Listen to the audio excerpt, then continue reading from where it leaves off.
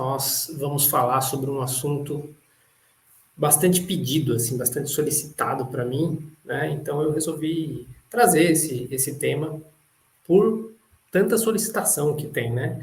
As pessoas querem muito saber sobre bibliografia a respeito da fenomenologia, querem compreender o que estudar diante do oceano de possibilidades que a fenomenologia traz, né?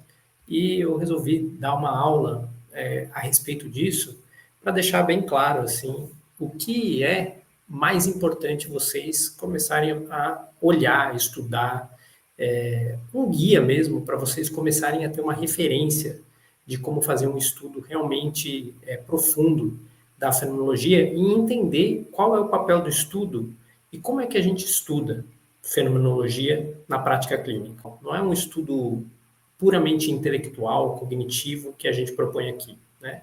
A gente propõe um outro tipo de estudo.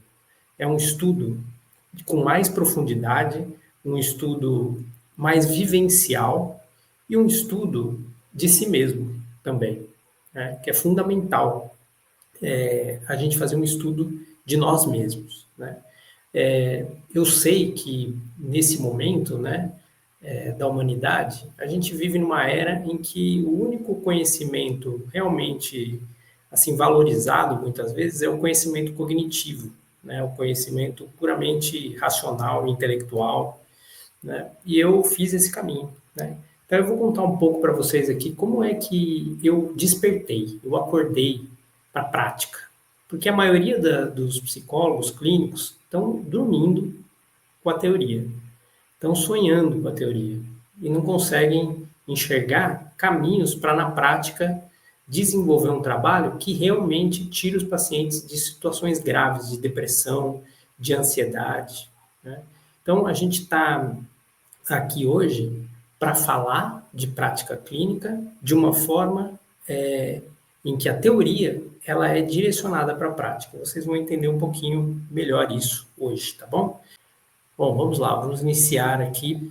Muito bem, pessoal. Então, o que estudar da fenomenologia para realmente melhorar a sua prática clínica? Esse vai ser o nosso tema de hoje. Tá? Eu quero começar a falar que existe um problema e um erro grave dos psicólogos que é estudar só teoria.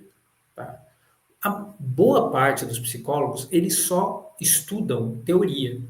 E quando chega na prática clínica, não consegue encaixar aquela teoria na prática. Tá? O estudo teórico, ele fica distanciado da prática e esse é um dos maiores erros dos psicólogos. Tá? O vínculo com o paciente, ele fica desgastado, ele se perde esse vínculo com o paciente, e o terapeuta, o psicólogo, ele cria um vínculo com a teoria, tá? Eu não sei se vocês já pensaram nisso, mas a maior parte dos profissionais de saúde mental hoje, eles têm mais vínculo com a teoria, muitas vezes, do que com o próprio paciente. Então, às vezes tem uma frieza muito grande no atendimento com o paciente e tem muito estudo da teoria, né? Então, a pessoa estuda bastante a teoria, mas na hora de estar na frente de um paciente, trabalhando com aquele paciente, a pessoa não consegue vincular com o paciente porque ela fica pensando na teoria, né? E esse é um dos erros que eu cometia mesmo. Eu, no início da minha carreira, cometi muito esse erro. Eu estava muito centrado na psicanálise, eu tinha formação em psicanálise, né? E eu procurava todas as minhas referências naquele paciente com a ótica da psicanálise, tá? E isso foi um erro grave, que me fez demorar mais para eu conseguir construir a clínica que depois eu construiria, né? Porque eu não estava vinculado com o paciente, eu estava vinculado com a teoria, né? E esse foi um grande erro. Aí a gente tem que pensar o que é o estudo, né? E eu gosto das origens das palavras, como os meus alunos já sabem e as pessoas que acompanham as minhas lives também sabem. E a origem da palavra estudo é studium, que quer dizer esforço e zelo por ocupar-se de algo, né? Depois a palavra estúdio vai vir também daqui, né? Então, é um esforço e um zelo por ocupar-se de algo, a gente se ocupar de alguma coisa profundamente, esforçadamente, com zelo, né? Por exemplo, as poucas pessoas que assistem essas lives ao vivo são pessoas que estão se esforçando e zelando ocupando-se da sua prática clínica, de aprender a respeito da sua prática clínica. E isso é muito legal, né? E com o que a gente deve se ocupar na nossa prática clínica? Claramente, quanto mais anos eu atendo e quanto mais eu encontro pacientes, eu tenho mais certeza de que o que a gente deve se ocupar na prática clínica é no encontro com o paciente. É no momento em que o paciente chega, é a nossa relação terapêutica com o paciente, é o vínculo. É isso que a gente deve se ocupar na prática clínica, né? E em cima desse vínculo, tudo acontece. É a partir do vínculo que a gente pode desenvolver um trabalho fenomenológico em que entra um manejo, em que entra vivências, que tudo isso vocês vão aprender nesse mini curso, né? Ontem, quem assistiu a aula já sabe como que é o manejo da fenomenologia na prática clínica. Até amanhã, vocês vão entender melhor o que são as vivências na prática clínica. São ferramentas que a gente tem em que a gente faz a partir do vínculo, mas o vínculo, ele é a diretriz para que a gente possa fazer esse trabalho, por exemplo, de manejo, o trabalho com as vivências, e todo esse vínculo depende da nossa postura. Por isso, como a gente vem falando, o nosso foco na nossa formação é um foco de trabalhar o psicólogo a partir da principal ferramenta que ele tem, que é ele mesmo. Tá? Então, a gente precisa trabalhar o ser humano psicólogo, né? A pessoa que está ali. O nosso aluno é uma pessoa que é um profissional da psicologia, por exemplo, ou da psicanálise, ou da psicoterapia, seja lá qual abordagem ele tenha, e nós trabalhamos essa pessoa para que ela se torne cada vez mais um profissional que esteja na postura fenomenológica, que traga um manejo realmente profundo, realmente seguro, né? E é a partir desse trabalho com o profissional que todo o manejo, todas as técnicas, as vivências, tudo isso se desenvolve naturalmente, né? E aí a gente sai de uma teoria universal que tenta se encaixar na singularidade de cada paciente, porque esse erro do estudo teórico distanciado da prática, do vínculo ser com a teoria e não com o paciente, é ocasionado porque a gente tem uma visão de mundo da teoria e a gente tenta entender, encaixar essa visão de mundo da teoria na singularidade de cada paciente. E isso não funciona. Tá? Isso, com certeza, claramente, a longo prazo, não funciona. Porque a visão de mundo da teoria é uma visão restrita, fechada. Ela é uma visão que, fora dela, nada pode acontecer. Então, os fenômenos deixam de se mostrar e deixam de aparecer a partir do momento em que eu tento enquadrar o meu paciente na teoria. Por isso a gente trabalha na singularidade do paciente. E a gente vai, pela hipoqué, pela suspensão fenomenológica, a gente vai fazendo um movimento de olhar o paciente sem todas aquelas abstrações teóricas. Né? E isso é um trabalho muito importante. Né?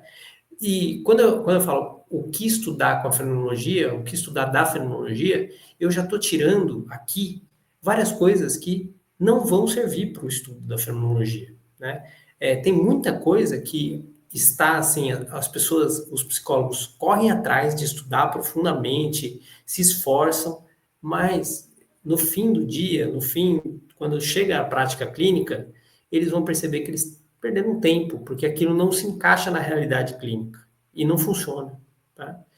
Então, essa falsa sensação de segurança da teoria é algo que vocês precisam prestar bastante atenção. Prestem atenção nisso, porque eu lembro quando eu estava inseguro nos meus atendimentos, o que eu fazia? Eu ia estudar mais teoria. Eu ia estudar mais. Eu sentia necessidade e achava que eu não sabia tudo, que eu precisava saber mais, que eu precisava entender mais, que eu precisava estudar a obra completa do Freud, que eu precisava aprofundar mais nos conceitos da psicanálise. E eu fazia isso e os meus atendimentos continuavam muito semelhantes ao que eram. Né? Eu me desenvolvia intelectualmente, eu me desenvolvia como professor, foi ótimo para mim, eu não me arrependo, mas Hoje, se fosse hoje, se eu pudesse voltar atrás, eu teria feito diferente. Eu teria estudado mais teoria para a prática, como eu passei a fazer a partir de um certo momento. Porque essa falsa sensação de segurança é quase uma. Quando a gente faz isso, é quase como a gente aliviasse uma culpa. Né? Então, por exemplo, eu começo a atender os pacientes, eu sinto muita dificuldade porque eu estou trabalhando a existência do paciente e não há nada mais complexo do que a própria existência do paciente, os seus sofrimentos existenciais, e eu começo a achar que eu não estou fazendo um bom trabalho, que eu estou errando, que eu estou fazendo alguma coisa errada, que eu não consigo ajudar aquele paciente. Isso vai gerando a insegurança, e com essa insegurança vem um remédio. Eu preciso de uma cura para isso. E a cura é quase sempre preciso estudar mais. Aí eu compro cursos caríssimos de teoria, que não me trazem nada para a prática. Né? Eu falo assim, com bastante ênfase nisso, porque eu passei por isso e eu vejo centenas de psicólogos passando por isso, todo dia. Né? Pessoas assim que chegaram na nossa formação, por exemplo, fazendo 3, 4 cursos e largaram tudo depois, porque viram que a maior parte dos cursos que eles estavam fazendo não estavam servindo para nada, porque era só teoria cabeçuda, que não serve para a prática clínica. Então a gente tem que vir para um outro lugar, para um lugar em que a teoria serve à prática, e não a prática serve à teoria. Né? Tem uma diferença grande aqui. Tá? Então, eu afirmo isso, que nunca se soube tanto dos sofrimentos mentais teoricamente e nunca a gente esteve tão distante de encontrar a essência deles na prática. Né? Ou seja, hoje em dia o DSM-5 ele tem mais de 300 psicopatologias listadas. Né? Ou seja, a gente tem muito conhecimento teórico sobre o que está acontecendo com as pessoas, a partir do recorte da psiquiatria, a partir de um recorte epistemológico cientificista. Né? É, e estuda-se muito, teoricamente. Nunca se escreveu tantos artigos acadêmicos sobre saúde mental, nunca se falou tanto de saúde mental. E nunca estivemos pior em saúde mental. Né? A saúde mental hoje, às vezes as pessoas falam assim, ah não, mas é porque hoje é conhecido, então as pessoas sabem o que é, então isso aumenta a, a, aumenta os diagnósticos e tudo mais. Mas meus amigos, olha, se a gente for observar bem, as pessoas estão com um sofrimento existencial diferente de antigamente. Antigamente as pessoas tinham força, resistência, força de vontade para fazer as coisas, elas tinham mais articulação existencial. Hoje o que a gente vê é muitas pessoas sem sentido existencial nenhum. As pessoas andam a esmo e estão caindo em depressão, caindo em ansiedade com muita velocidade, com muita facilidade. Né? E o Heidegger já alertava isso desde o início da sua obra. Desde que ele começou, ele já alertava para o esquecimento da pergunta pelo ser, dessa era da técnica em que a representação teórica se transforma na realidade. E a realidade, de fato, a realidade clínica aqui, falando né, da psicoterapia, ela vai sendo deixada de lado. Né? E a gente vai trabalhando por representação. Né? E perdemos a experiência, a vivência do atendimento clínico. Né? E hoje isso está acontecendo e é por isso que os psicólogos estão com tanta dificuldade de auxiliar os seus pacientes que precisam ir para a medicação, acabam indo para a medicação, acabam se dopando muitas vezes e tendo dificuldade de fazer um trabalho de autoconhecimento mais profundo. Né? Então, esse estudo aqui, por exemplo, né, do Instituto de Medicina Social da Universidade Estadual do Rio de Janeiro e da Faculdade de Medicina da Universidade de São Paulo, ele mostra que o país tem os piores índices de depressão do mundo, é um dos países com os piores índices de depressão do mundo. Né? Então, o trabalho que os psicólogos, os psicoterapeutas têm pela frente é muito árduo e assim, tem muito trabalho. Tem muito trabalho. Tem muitas pessoas precisando e dispostas a pagar pelo seu trabalho. E pagar caro. Se você auxiliar de fato o paciente, ele paga quanto for. Tá? Você imagina uma pessoa com depressão crônica, depressão profunda. Ela começa uma psicoterapia, não dá certo. Ela larga, vai para outra e vai para outra. quase 70% das pessoas com depressão no Brasil, elas largam a terapia, elas não ficam, porque a terapia é feita só de forma cognitiva, de forma superficial, né? Quando a gente desce para os patamares afetivos e somáticos, que foi o que a gente aprendeu ontem, a gente auxilia muito mais esse paciente, ele melhora, ele se sente melhor e ele paga quanto for por isso. Por quê? Porque nada, não tem valor a pessoa sentir mais viva, se sentir melhor na existência dela. Isso não tem preço, não tem um preço, né? Quanto é que se você tivesse uma depressão crônica e você soubesse que tem um profissional que pode te ajudar a sair dessa depressão, quanto é que você pagaria por isso? Né? Não tem valor, né? Então, assim, a gente precisa focar em auxiliar as pessoas, porque quando a gente foca em auxiliar as pessoas, consequentemente, a gente também tem uma prosperidade financeira, uma clínica estável, uma clínica segura. É A mais B igual a C, não tem jeito, é assim que funciona, tá? Por exemplo, né, nos últimos 10 anos, teve um aumento de 400% no afastamento por ansiedade e 100% em casos de depressão no trabalho no Brasil, né? Então, 400% de aumento. 427.328 pessoas se afastaram em 10 anos do trabalho por causa ou de ansiedade ou de depressão, né? Esses são os dados do Ministério da Previdência. Então você vê a situação que nós estamos passando, né? E essa situação vai precisar de profissionais preparados. E um profissional preparado é um profissional que trabalha integralmente no cognitivo, no afetivo e no somático, né? Então, o que a gente pode fazer? A primeira coisa é a gente começar a olhar e priorizar um conhecimento prático. A gente parar de ficar olhando só para conhecimento teórico. Se você ficar focado só em conhecimento teórico, a sua clínica vai estagnar. Você pode ter certeza disso. Eu garanto, assim, 100% de certeza. Se você só priorizar conhecimento teórico, sua clínica não cresce. Se você priorizar um conhecimento prático e vivencial, a sua clínica cresce. É simples assim, tá? Só que você precisa saber como fazer isso, né? E também, um outro passo é entender o que no oceano de conhecimento da psicoterapia e da fenomenologia, o que é mais importante você estudar de teoria. Esse é um ponto muito importante, né? A gente entender, diante de tanta coisa, o que a gente pode estudar, né? E para isso, nada melhor do que você ter um curador, uma espécie de curador que já errou muito nesse quesito, né? E é isso que eu vou apresentar para vocês daqui a pouco. Eu vou apresentar uma lista de alguns livros que eu considero importantes para vocês estudarem, seja da fenomenologia, seja da psicoterapia. São livros que realmente trazem algo de prático e ajudam vocês na prática, tá? Eu só estudava teoria, mas eu falo que eu acordei para isso, né? Eu fiz um doutorado em filosofia na Universidade de Évora, em Portugal.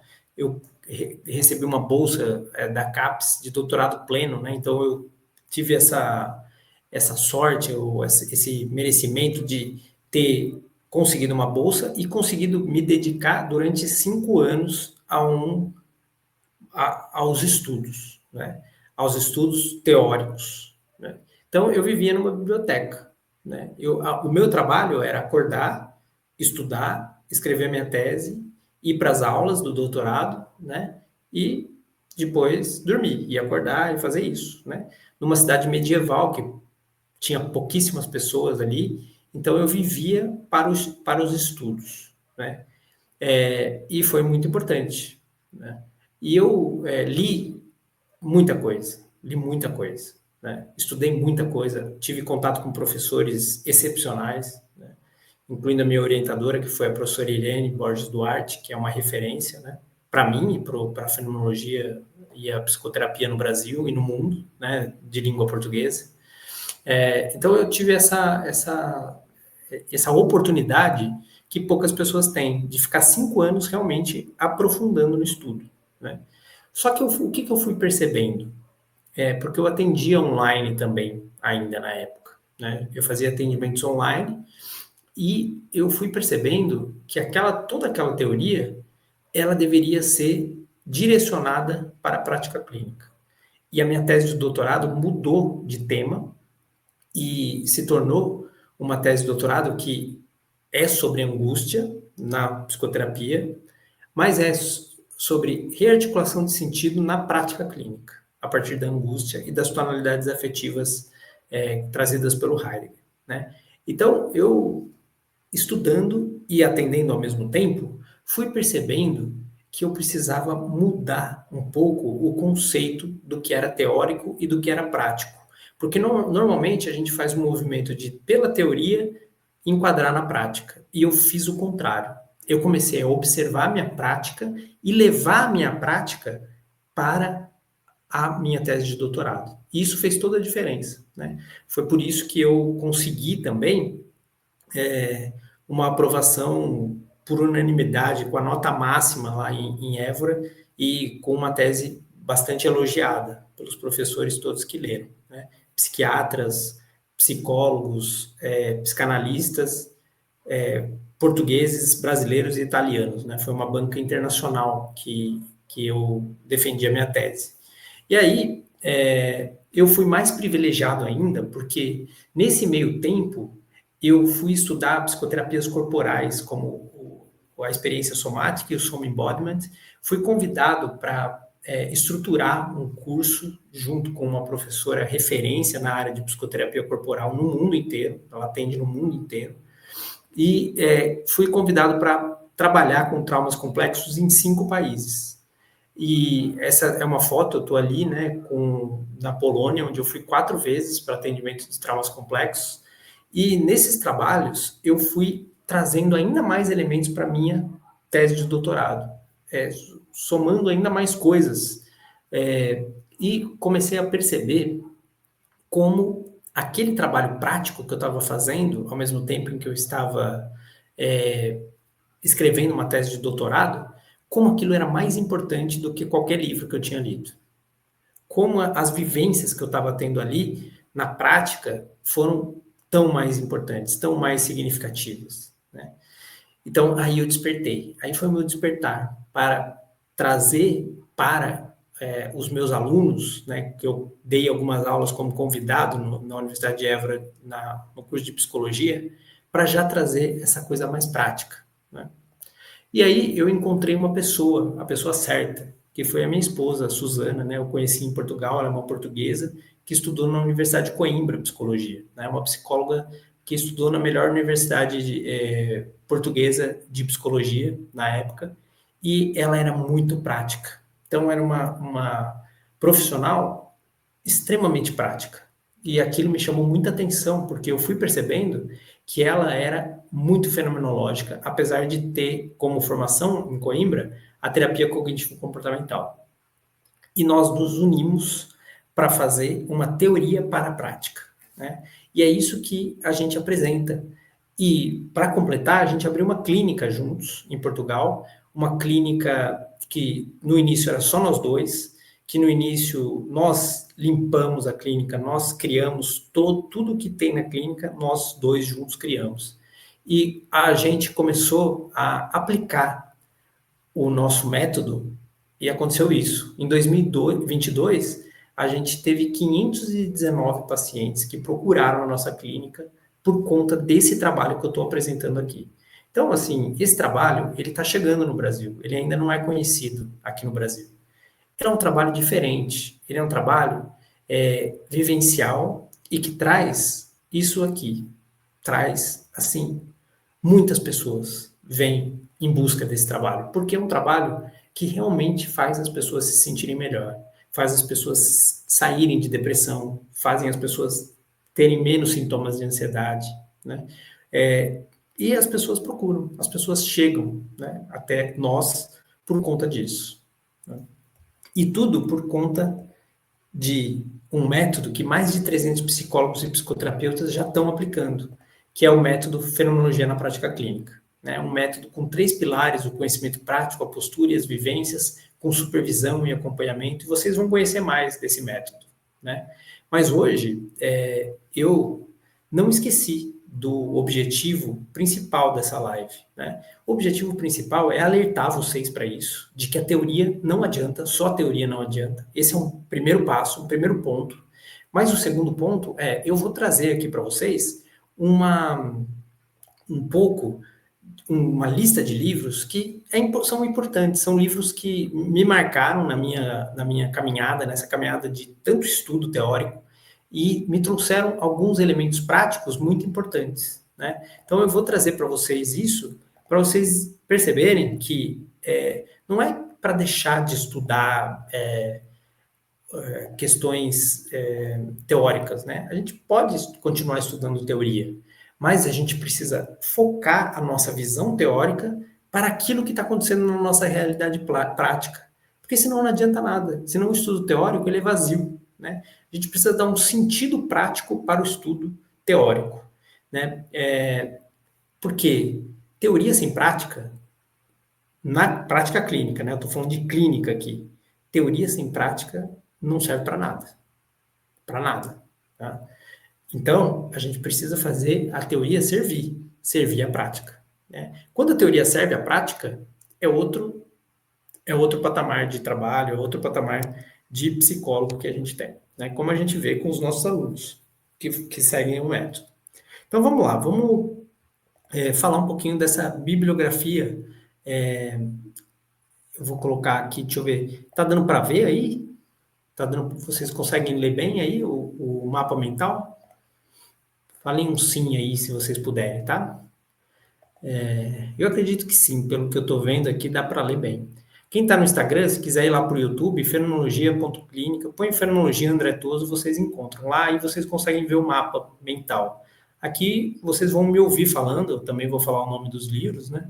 Eu ia até pegar, porque quase todos os livros estão aqui na minha pequena biblioteca aqui que eu tenho nesse local aqui do escritório. Mas eu não vou conseguir pegar aqui agora. Quer dizer, até eu achar aqui vai passar muito tempo. Então vamos lá, vamos iniciar aqui a apresentação dessa bibliografia fundamental da fenomenologia clínica. Tá? Então, o primeiro ponto, eu já falei um pouco, né? Qual que é o lugar dos livros na fenomenologia clínica que a gente ensina, né? É saber que a teoria dos livros não funciona sem prática. Sem a prática, a teoria só faz uma coisa, enche a nossa cabeça, e enchendo a nossa cabeça de teoria, a gente, na hora da prática, a gente não consegue fazer hipoqué, não consegue fazer suspensão fenomenológica, porque a gente fica procurando teoria, às vezes até onde não tem, né? Então, esse é um ponto importante. Aí, outro ponto é entender a diferença entre conhecimento e sabedoria, né? Porque, assim, o conhecimento, ele é aquilo que possibilita a sabedoria, mas ele não é a sabedoria, né? Então, quanto mais conhecimento a gente tem, mais possibilidade da gente ficar mais sábio em algo aumenta, né? Só que como é que a gente fica sábio em algo? Quando a gente coloca em prática o conhecimento que a gente tem, né? Se a gente só tem o conhecimento teórico, a gente não se torna sábio. A gente se torna, assim, um intelectual. Podemos nos tornar um intelectual, um pensador, né? Mas um sábio, ele coloca em prática aquilo que ele conhece, né? E ao colocar em prática, ele serve à humanidade, ele serve às pessoas, né? Ele vira um servidor por meio do seu conhecimento, né? E eu acho que o psicólogo ele tem a obrigação de procurar essa sabedoria, né? É uma busca, né? Ninguém nasce sábio ou se torna sábio e já está pronto, né? Como sábio.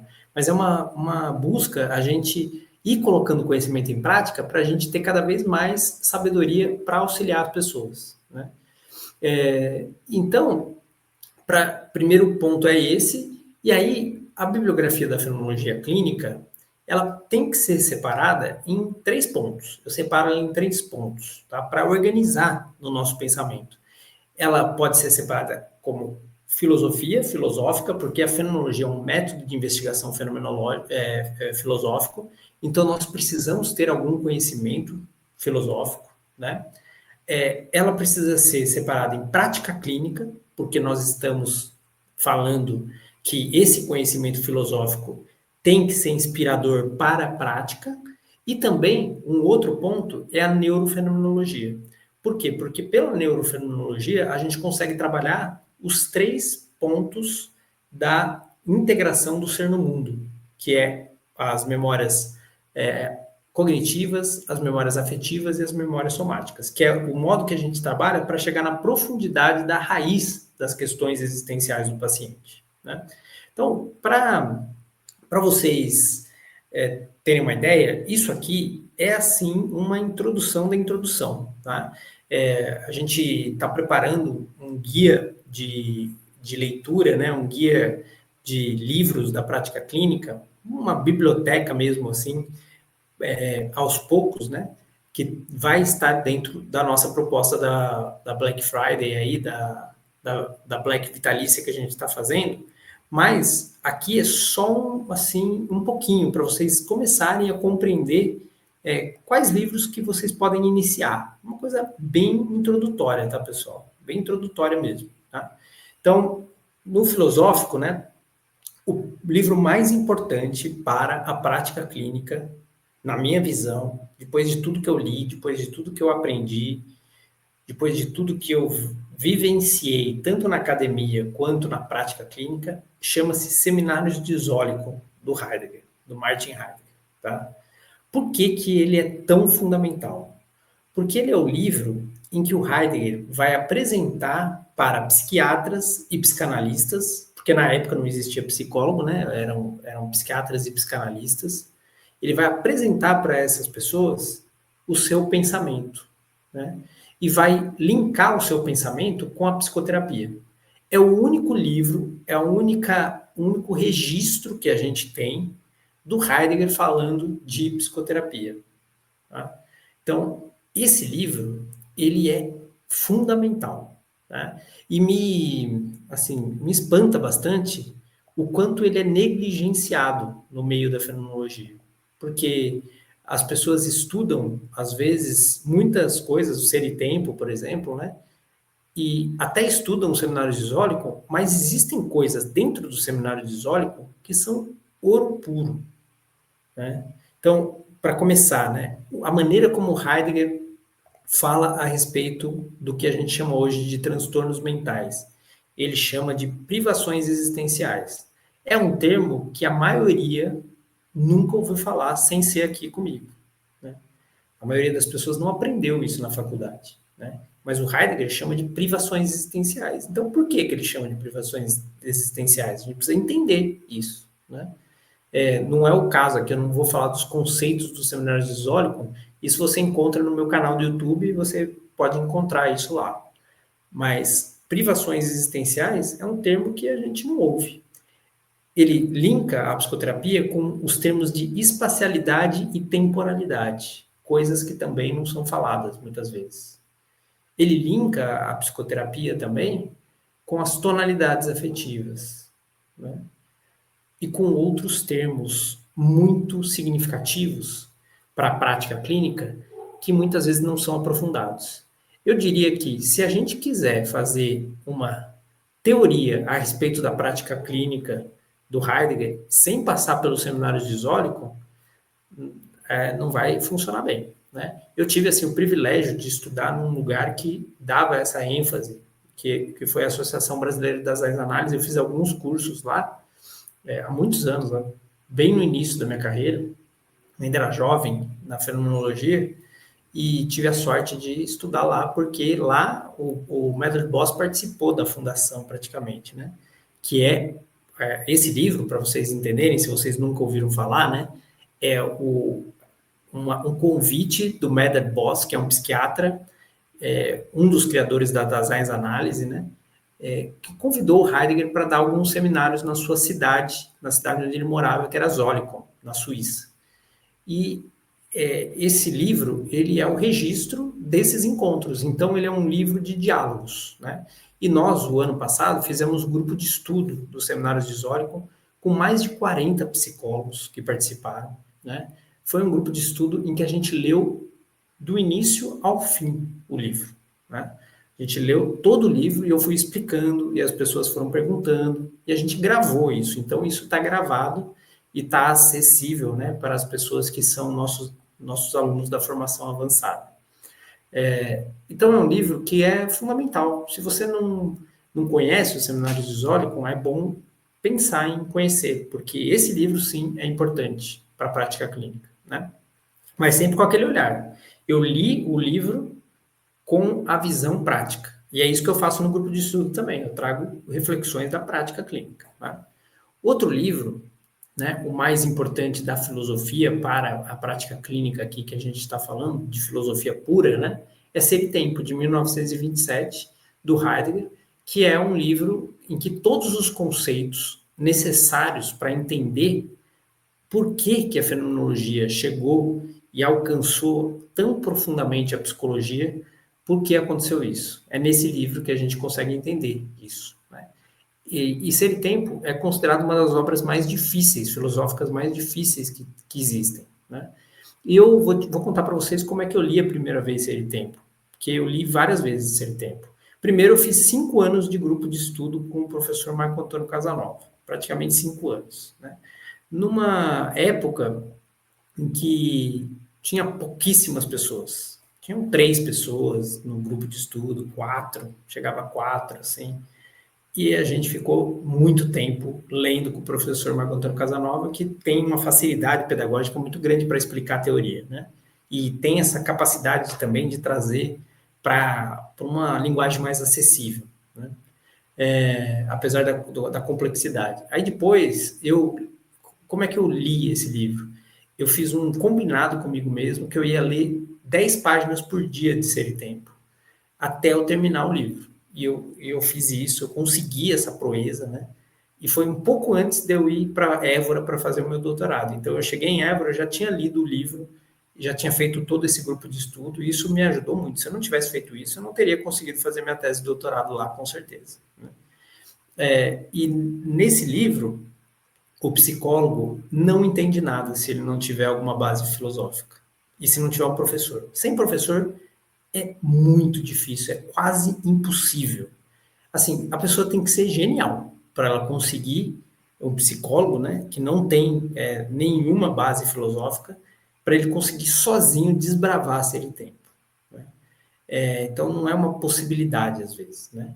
Então, participar de um grupo de estudo de Ser e Tempo é fundamento. Né? E é outra coisa que a gente vai trazer nessa Black Vitalícia. O ano que vem a gente vai começar a ler o Ser e Tempo de ponta a ponta, na íntegra, com explicação para a prática clínica, entendendo por que para a psicologia é tão importante. Né? Esse é o nosso projeto para o ano que vem, um projeto bastante ousado e bastante difícil de ser cumprido, porque o Ser e Tempo é muito longo, então a gente vai demorar bastante, mas eu não tenho pressa. Né? Nós estamos lendo nesse momento Abertura ao Poético, que é o meu livro, né? E já estamos no 30º encontro. Né? Então, também, assim, 60 psicólogos participando, um, um, um livro longo também, mas a gente já está finalizando. E que também está lá na plataforma, né, para os alunos, gravado. Então, Ser e Tempo vai ser lido de ponta a ponta. Eu fiz um grupo de estudo de Ser e Tempo em Lisboa, né, na época que eu morava em Portugal, para neuropsicólogos e psicanalistas e psicólogos clínicos também. Também fiz um grupo lá em Lisboa. E agora vou fazer aqui no Brasil, online. Tá? Então, vai ser uma oportunidade para as pessoas que quiserem entender Heidegger com uma linguagem prática, né? Com uma linguagem da prática clínica, uma linguagem mais próxima da realidade. Né? É isso que a gente está querendo trazer. Muito bem, aí tem outro livro muito importante do Heidegger também, Os Conceitos Fundamentais da Fenomenologia, da Metafísica, que está errado. Né? Os conceitos fundamentais da fenomenologia é outro. Esse é o da metafísica. Né? A fenomenologia é importante também, mas os conceitos fundamentais da metafísica, Mundo, Finitude e Solidão, é um livro fundamental, por quê? Porque é onde o Heidegger explica as tonalidades afetivas com mais profundidade, principalmente a tonalidade afetiva fundamental do tédio. Né? Então, eu coloquei esse livro na lista aqui, porque ele é muito importante para a gente compreender as tonalidades afetivas, e a gente pode pegar essa teoria que o Heidegger traz, né, essa visão filosófica, e colocar na nossa prática, a partir de um olhar que realmente se volte para a prática, né? Então, conceitos fundamentais da metafísica é muito importante. Outro livro do Heidegger também que eu indico, que eu acho que é importante para a gente entender uma psicoterapia mais afetiva, uma psicoterapia mais humana, é Serenidade, né? É um livro pequeno, um dos mais acessíveis do Heidegger, no sentido de ser bastante pequeno, e traz, assim, um diálogo dele com um professor e um artigo, né? E ele fala sobre, principalmente, né, o que mais chama a atenção para nós é sobre a diferença entre o pensamento calculador e o pensamento meditativo, né? E a gente pode começar a perceber como a psicoterapia ela é o lugar do pensamento meditativo, em detrimento do pensamento calculador, né? O pensamento calculador ele tem que chegar num resultado, né? Ele tem que chegar numa coisa concreta. O pensamento meditativo ele não tem essa preocupação. Ele tem a preocupação da profundidade, de aprofundar temas, né? E a psicoterapia, o lugar certo dela, o pensamento certo para a psicoterapia é o pensamento meditativo. Isso fica muito claro nesse livro, né? E é um livro que eu gosto bastante. Eu acho que foi um livro bem importante para minha vida, né? Tem um outro aqui que não está nessa lista, que é o que é metafísica também, que é um artigo pequeno também, uma conferência do Heidegger de 1929, bem pequena, em que ele vai aprofundar a respeito da tonalidade afetiva fundamental da angústia, né? E também é um livro que foi, assim, essencial para mim, né? Aí, um livro que me ajudou bastante a entender o Heidegger, então, esse aqui tá fácil, eu lembro que eu li esse aqui, ó, Heidegger e a Essência do Homem. Não sei se dá para ver aí, né? Heidegger e a Essência do Homem. Esse livro aqui do Michel Hart, ele é um livro mais, assim, fácil de compreender e com uma praticidade, assim, de entendimento, né? O Michel Hart, ele tem ele tem uma linguagem mais simples, assim, mais elegante também. Então, é um livro que ajuda a gente a entender o pensamento do Heidegger de uma forma mais simples, né? Tem Compreender Heidegger, do Marco Antônio Casanova também, que é outro livro excelente. É bem, assim, fácil de entender também. Tem vários livros que falam a respeito da obra do Heidegger que podem ajudar também a gente a entender antes de cair, por exemplo, num semitempo ou num seminário de Zórico direto, né? E aí eu coloquei esse aqui de Fenomenologia, do David Serboni, porque ele dá uma visão geral da fenomenologia e fala de todas as escolas da fenomenologia, desde Husserl, desde da origem da fenomenologia, passando por Heidegger, chegando a Sartre. Então ele dá um olhar fenomenológico muito interessante do desenvolvimento da fenomenologia, né? Então esses livros aqui são livros iniciais que vocês podem procurar compreender, né? Eu sinto que com um grupo de estudo, esses livros são mais fáceis da gente acompanhar, né? Mas quem gosta de se aventurar e de ler, né, pode começar por um desses aqui. Se eu tivesse que dar uma sugestão, né, para vocês, eu começaria, assim, por me familiarizar com a linguagem do Heidegger, para depois ir para os seminários de Zólico, por exemplo, né? Mas, se for com um professor, né, se for um grupo de estudo, aí sim você pode entrar, porque o professor ele vai explicar, e se você tiver dúvida de algum conceito, você pergunta e o professor vai responder, né? Um bom professor responde, né? Muito bem, então aí essa foi a bibliografia fundamental da fenomenologia clínica filosófica. Agora vamos para a prática clínica, né? Então, assim, eu poderia trazer aqui muitos livros, né, que foram importantes para mim, mas eu trouxe esses aqui, né?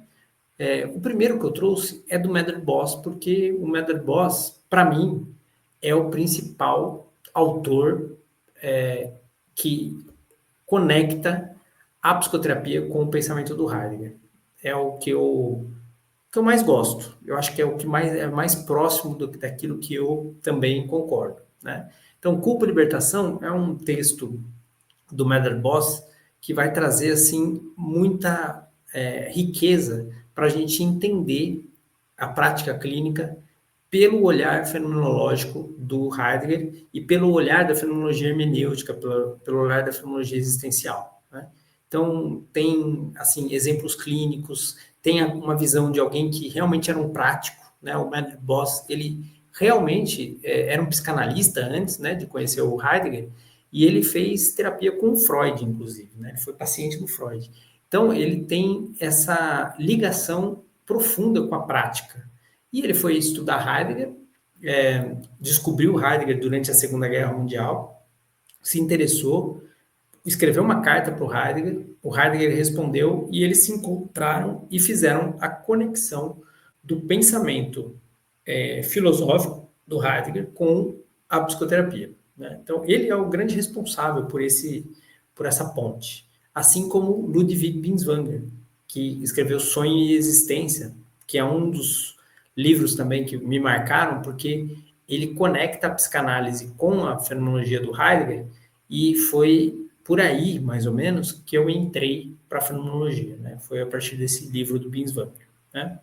Aí, alguns autores brasileiros vivos, né? Excelentes, fenomenais, fundamentais para quem estuda fenomenologia, né? A Existência para Além do Sujeito, da Ana Maria Lopes Calvo de Feijó, um livro, assim, excepcional. É um dos livros que, quando a gente tem promoções, assim, né, de vagas, os primeiros que se inscrevem ganham um livro, esse livro é um dos livros que a gente costuma dar. Os Dois Nascimentos do Homem, do João Augusto Pompeia, da Billet, Tati Sapienza, também um livro maravilhoso, assim, que traz, todos esses livros, eles trazem, assim, olhares práticos a partir do pensamento do Heidegger, a partir do pensamento do Kierkegaard também, no caso da Ana Maria, e de outros autores, né? Mas trazem, conectam com a prática, né? Outro livro que, para mim, esse talvez seja o melhor na minha visão, né? Eu vi que, assim, é difícil de encontrar já esse livro, ele não está muito à disposição, mas é o livro Na Presença do Sentido, do João Augusto Pompeia, da Billy Tati Sapienza também, que são, assim, coisas bem práticas, assim, trazem bastante coisa prática ligada à fenomenologia. E a obra da ABD, da Associação Brasileira de Design Análise, que está aqui, ó. Isso aqui são vários livrinhos desses aqui, ó, tá vendo? Vários livros desses aqui, ó, com temas de prática clínica, né? Que foram publicados por profissionais lá da ABD, que são profissionais que eram professores da PUC, eram práticos clínicos, né? E trazem, assim, uma riqueza muito grande para a gente entender melhor a obra da Design Análise no Brasil, que é um lugar que é muito forte o pensamento do Heidegger. E aí, para completar, o Yalom, né? O Everyday Yalom, acho que é o mais popular aqui da lista, né? Esse autor, né, esse psicoterapeuta, ele é muito interessante porque ele traz mesmo casos clínicos, né? Ele não é um autor que fala de teoria, ele fala da prática mesmo, ele dá exemplos práticos e liga com o existencialismo, com a fenomenologia existencial. Então é um autor que eu acho agradável de ler, são livros fáceis de ler, né? E que ajuda bastante. Muito bem, vamos tocar. Então, esses são da prática clínica. Então, filosófico, prática clínica, agora a gente vai chegar na neurofenomenologia, né? Na neurofenomenologia, eu trouxe aqui 4 livros de introdução, né? A Mente Corpórea, do Francisco Varela, né? O Francisco Varela é o criador da neurofenomenologia, do termo neurofenomenologia, né? Um chileno que morou nos Estados Unidos, e ele começa a fazer uma coisa muito importante, que é demonstrar que a separação entre mente e corpo é uma separação artificial que a psicologia criou e que nós perdemos muito do fenômeno a partir disso. E a ligação entre neurociência e fenomenologia vem para resgatar essa integração do ser no mundo. O ser que é cognitivo, que é afetivo e que é corporal também, que é somático. E essa integração ela vai sendo criada a partir desse pensamento da neurofenomenologia, né? Essa volta a realidade, né? Porque, assim, a gente separar mente e corpo é algo improvável, né? Impossível. A mente e o corpo, elas estão intrinsecamente ligadas, né? Então, quando eu adoeço afetivamente, eu adoeço corporalmente também, né? A gente vê isso nos nossos pacientes. E, então, é muito importante. Aí, o outro livro é o Ecology of the Brain, do Thomas Fuchs, que é um psiquiatra alemão. Esse livro aqui também é muito bom, porque ele vai trazer os conceitos da neurofenologia, os conceitos da psiquiatria também, porque o Thomas Fuchs é um psiquiatra, para um olhar mais fenomenológico. Então, um livro, assim, bem importante, professor importante lá da Alemanha. E aí eu trouxe dois de psicoterapia mais corporal, que fazem uma integração com o estilo que a gente tem aqui no nosso curso, né? Porque a gente trabalha essa teoria da neurofenologia, mas a gente trabalha aplicado na prática a partir de ferramentas como a experiência somática, que a gente tem bastante ligação com ela, né? Tanto eu quanto a Suzana somos formados nela. Eu cheguei a ser dar cursos, auxiliar nos cursos, né, da experiência somática em Portugal. E existe esse livro, Uma Voz Sem Palavras, do Peter Levine, que vai explicar um pouco como os traumas impactam a nossa corporeidade, né? Um livro fundamental, assim, um livro que todo psicólogo deveria ler, né? Para entender o quão longe ele está de um trabalho profundo quando ele só trabalha no cognitivo, né? Esse livro, assim, ele é bem importante, né, para a psicologia moderna. E o Focusing, do Eugene Gatton, que é um filósofo também, mas que criou um estilo terapêutico, uma ferramenta terapêutica que deu origem à experiência somática, que é um modo de olhar para as sensações e, a partir desse olhar para as sensações, sentir mesmo o que está acontecendo na corporeidade, a gente trabalhar no que a gente chama de bottom to up, ou seja, trabalhar da corporeidade para a cognição, né? E esse trabalho é um trabalho muito profundo que auxilia os pacientes a lidar com traumas emocionais que eles não têm memória, por exemplo, cognitiva. Então, com esse tipo de ferramenta, a gente consegue trabalhar memórias afetivas e somáticas, ou seja, consegue trabalhar coisas que o paciente não lembra cognitivamente. Isso faz toda a diferença na prática clínica. Então, esses são essa é uma bibliografia fundamental aqui que eu coloquei da nossa formação, né? Dentro da nossa formação, nós temos